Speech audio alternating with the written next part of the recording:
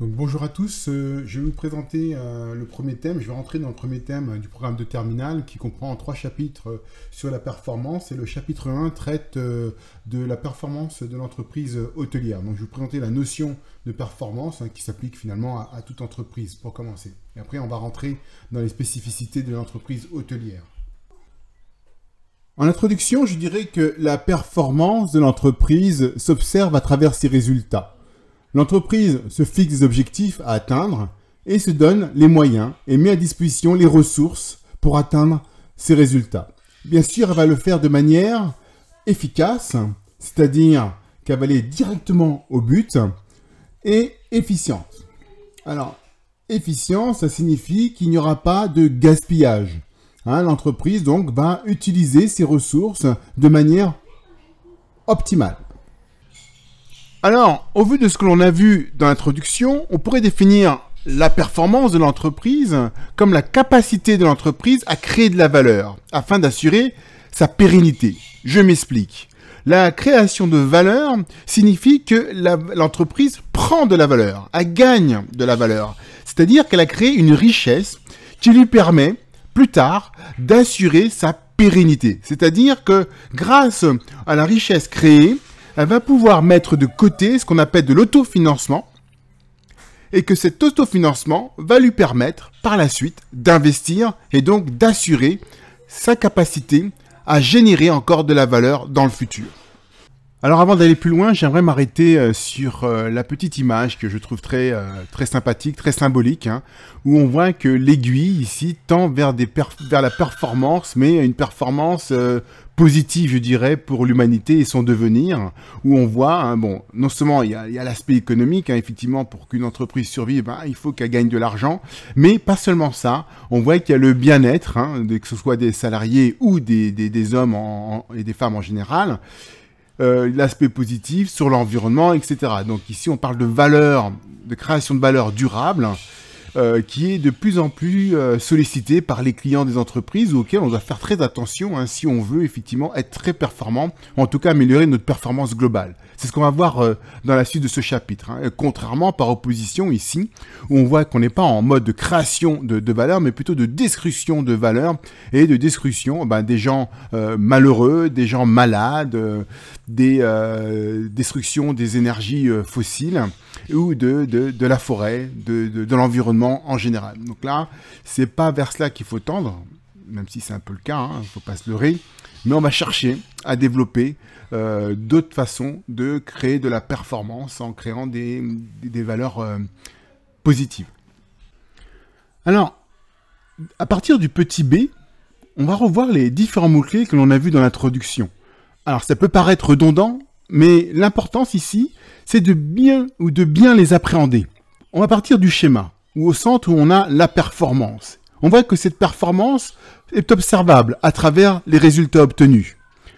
Et ces résultats ont pu être atteints grâce à un ensemble composé des objectifs et des ressources. Les objectifs, ce sont ceux qui ont été définis par la direction de l'entreprise. Toutes les décisions stratégiques sont prises par la direction. Et une fois les objectifs déterminés, par exemple augmenter ses parts de marché de 25%, eh bien on va définir quels sont les moyens, quelles sont les ressources qui vont nous permettre d'atteindre ces objectifs. Et ils doivent être pertinents à l'objectif. Autrement dit, les ressources qu'on va utiliser doivent nous permettre d'atteindre les objectifs et ce de manière efficace. Efficace, c'est-à-dire cette capacité qu'a l'entreprise d'atteindre son but, d'aller directement sur son but.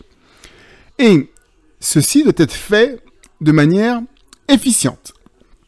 Efficiente dans le sens où il ne doit pas avoir de gaspillage de ressources. Une fois tous ces éléments rassemblés, on va pouvoir mettre en place le dispositif pour atteindre les objectifs qui sont lisibles à travers les résultats, ce qui nous permet de mesurer la performance de l'entreprise et d'assurer la pérennité de cette dernière. Alors, assurer sa pérennité, c'est-à-dire assurer la longévité de l'entreprise. Comment? Eh bien, les résultats qui sont ici, une partie effectivement sera distribuée aux actionnaires, ce qui est meilleur, ce qui est bon pour la performance financière de l'entreprise, donc cette fameuse création de valeur que l'on a vu tout à l'heure, mais aussi le résiduel, enfin ce qui ne sera pas distribué du bénéfice, qui sera mis en réserve, eh bien cette somme correspond à ce qu'on appelle l'autofinancement.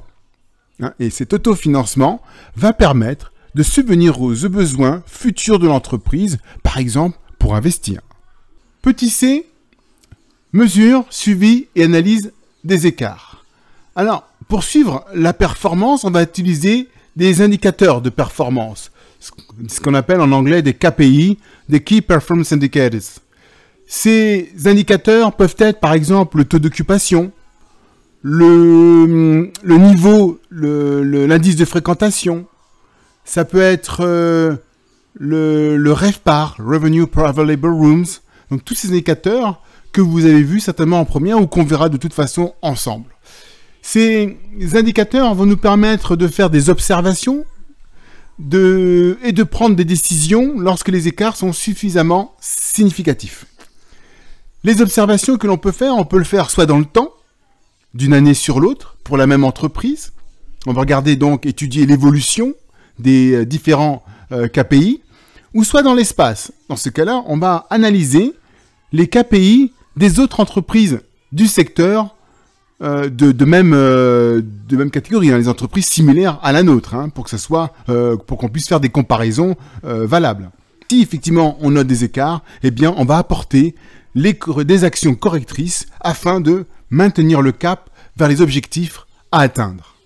Alors, à titre d'illustration, arrêtons-nous un peu sur les indicateurs de gestion, qu'on oppose souvent aux indicateurs commerciaux, comme le taux d'occupation, le prix moyen, l'indice de fréquentation. Ici, ce sont des ratios de gestion. Pourquoi? Parce qu'ils concernent l'évolution des coûts ou l'évolution des marges. Ici, comme par exemple, vous avez le ratio matière, ratio personnel, ratio frais généraux, ratio des coûts d'occupation. Là, on analyse l'évolution des coûts à travers ces ratios. Et puis, il y a d'autres ratios, comme ici, non, pas celui-là, voilà, celui-ci, le ratio de productivité, qu'on appelle aussi la profitabilité, parce qu'ici, on analyse la marge. On a très bien pu avoir le ratio sur marge brute, le ratio sur marge de coût principal, mais ici, c'est le ratio sur le résultat brut d'exploitation. Donc, c'est une analyse de la marge et de son évolution. Un ratio est toujours défini de la même façon, c'est-à-dire qu'au numérateur, vous aurez soit le coût, soit la marge, et au dénominateur, vous aurez à chaque fois le chiffre d'affaires, hors taxe généralement. Vous avez des fourchettes moyennes pour le secteur de l'hôtellerie-restauration, qui sera plutôt basse sur la fourchette basse lorsqu'il s'agira de la restauration rapide, hein, si je prends l'exemple des restaurants, et qui sera plutôt vers la fourchette haute si on a affaire à un restaurant de type gastronomique. D'accord? Donc généralement, on analyse les ratios des entreprises de même catégorie que la nôtre du secteur, hein, du même secteur, pour pouvoir nous situer et nous placer par rapport à ces autres entreprises. Là, on voit pour les matières premières, c'est entre 25 et 35%. Pour les ratios du personnel, c'est entre 30 et 40%, etc. Là, les indicateurs de productivité, donc ce sont d'autres notions. Hein, c'est-à-dire qu'on va chercher à savoir, par exemple ici, l'heure travaillée, combien de chiffre d'affaires ça nous aura permis de dégager. Ou combien un employé nous permet de dégager de chiffre d'affaires. On pourrait affiner, hein, par exemple, en mettant seulement les salariés en CDI, seulement les salariés extra, par rapport au chiffre d'affaires qu'ils auront pu générer. Et là, donc là, c'est les frais généraux, donc c'est entre 10 et 15%, et la marge ici, hein, qui est de 15 à 25. Alors généralement, on dit que, notamment pour un hôtel, hein, si ce ratio n'est pas au moins égal à 30%, on laisse tomber. On ne va pas plus loin dans l'affaire. Hein, parce que les frais sont tellement importants que si vous avez un RBE, un ratio de RBE trop petit, inférieur à 30, là, entre 15 et 25, vous souhaitez plutôt être un restaurant, mais pour un hôtel, ce n'est pas envisageable.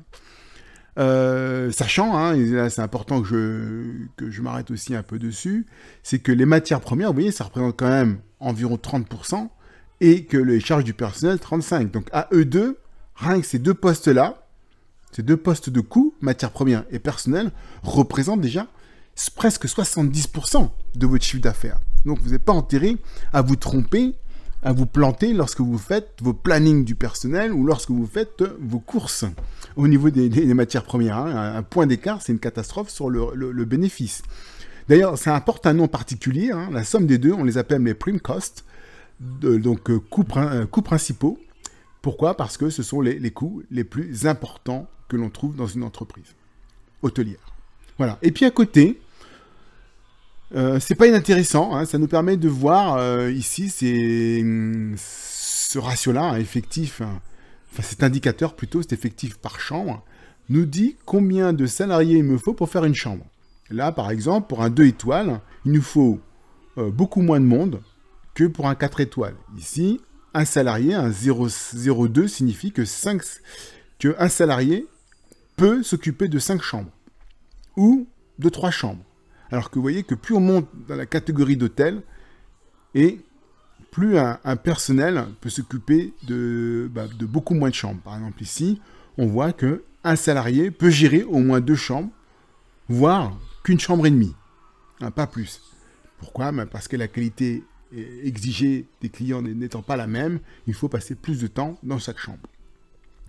Indicateur intéressant, qui est discutable, hein, mais qui sert quand même de référence. Hein. À partir du moment où il sert de référence, il est bon. C'est ce qu'on appelle le RevPAR. Le RevPAR, c'est le rapport entre le chiffre d'affaires et le nombre de chambres disponibles ou construites dans l'hôtel. Hein, si dans l'hôtel il y a 50 chambres, ben, ce chiffre sera 50 chambres. Hein. Ce n'est pas le nombre de chambres louées, hein. C'est le nombre de chambres disponibles. Ce rapport nous permet de voir combien une chambre génère de chiffre d'affaires. Ce RevPAR, ça signifie revenue pour chiffre d'affaires. Hein. Revenue avec un E, c'est pas le revenu, hein, c'est pas le salaire, c'est le chiffre d'affaires. Revenue per available room. Revenue per available room. C'est le RevPAR. On en discutera ultérieurement, ce ratio, mais c'est un indicateur très utilisé dans le secteur de l'hôtellerie. Il est communément admis que la performance globale de l'entreprise résulte d'un cercle vertueux. Effectivement, si les salariés sont satisfaits de leur travail, s'ils adhèrent aux objectifs de l'entreprise, à la culture de l'entreprise, eh bien, ils seront motivés. Il y a une motivation qui va se ressentir, refléter sur les clients, qui seront à leur tour satisfaits et seront très heureux de contribuer à l'enrichissement de l'entreprise, au grand bonheur des actionnaires, puisqu'ils vont constater une création de valeur. Et eux-mêmes, à leur tour, vont prendre soin de leurs salariés en mettant de la promotion interne, de la formation ou tout simplement en distribuant de meilleurs salaires.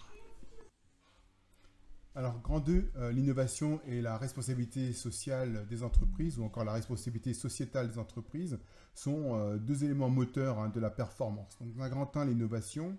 L'innovation, c'est le fait d'introduire quelque chose de nouveau ou d'améliorer. Ça peut être soit au niveau du produit, soit au niveau du procédé.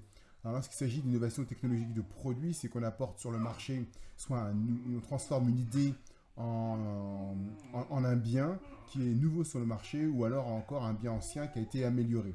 Cette amélioration peut être faite au niveau des matériaux, du design ou des performances de l'appareil. Enfin, en tout cas, l'innovation de produit, hein, c'est bien d'attirer les clients et d'augmenter la performance de l'entreprise. Il en est de même pour l'innovation technologique de procédés. C'est lorsqu'on va changer les méthodes de production, de servition ou encore de distribution. Et là, pareil, ça peut se faire au niveau des ressources humaines, du matériel ou de la distribution.